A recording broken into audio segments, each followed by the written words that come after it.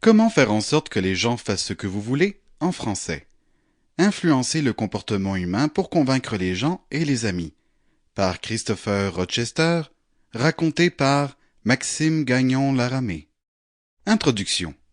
Je vous félicite d'avoir acheté Comment faire en sorte que les gens fassent ce que vous voulez et je vous en remercie chaleureusement.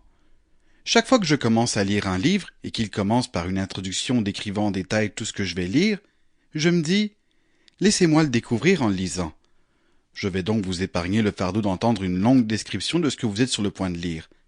Je me contenterai de dire que j'ai préparé ce livre avec soin, en pensant à vous, à votre avenir, à votre bonheur, et j'espère sincèrement qu'à travers ces pages, je pourrai vous aider d'une manière ou d'une autre. Les chapitres suivants traitent de la manière de se dépasser pour atteindre son plein potentiel. Pour devenir une personne charismatique, agréable et heureuse, vous devrez peut-être surmonter certaines habitudes.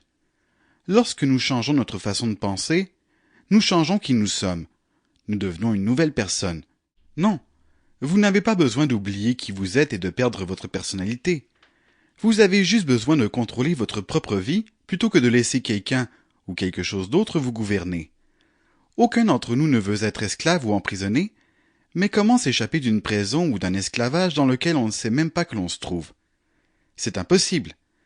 Vous devez donc prendre conscience de ce qui influence votre vie et vous empêche d'atteindre vos objectifs. Pour être vraiment libre, illimité, puissant et aimant, vous devez bien vous connaître. Ce livre vous montrera comment comprendre votre façon de penser et vos relations avec les autres. J'espère sincèrement qu'il vous permettra d'avancer sur le chemin de la vie. Il existe de nombreux ouvrages sur ce sujet, et je doute honnêtement que mon humble talent ait permis de produire le meilleur, mais j'espère qu'il s'agit d'un bon début pour vous. Merci encore d'avoir choisi mon petit livre. Commençons. Chapitre 1. Développer une confiance en soi équilibrée. Comment vous sentez-vous par rapport à vous-même? Votre réponse à cette question influencera votre façon de traiter les autres et de vous traiter vous-même.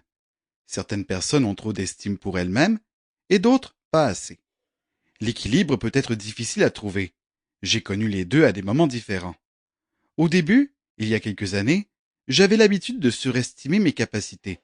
Mais après avoir échoué à plusieurs reprises, j'ai été remis à ma place. J'ai alors commencé à me sous-estimer, craignant l'échec à chaque coin de rue. Finalement, je me suis rendu compte qu'aucune des choses que je craignais ne semblait se produire, car je réussissais généralement mieux que je ne l'avais imaginé. Le défi consiste à trouver un juste milieu et à avoir une vision modérée de soi-même. Aucun d'entre nous n'est insignifiant. Nous avons tous un but unique à atteindre dans la vie.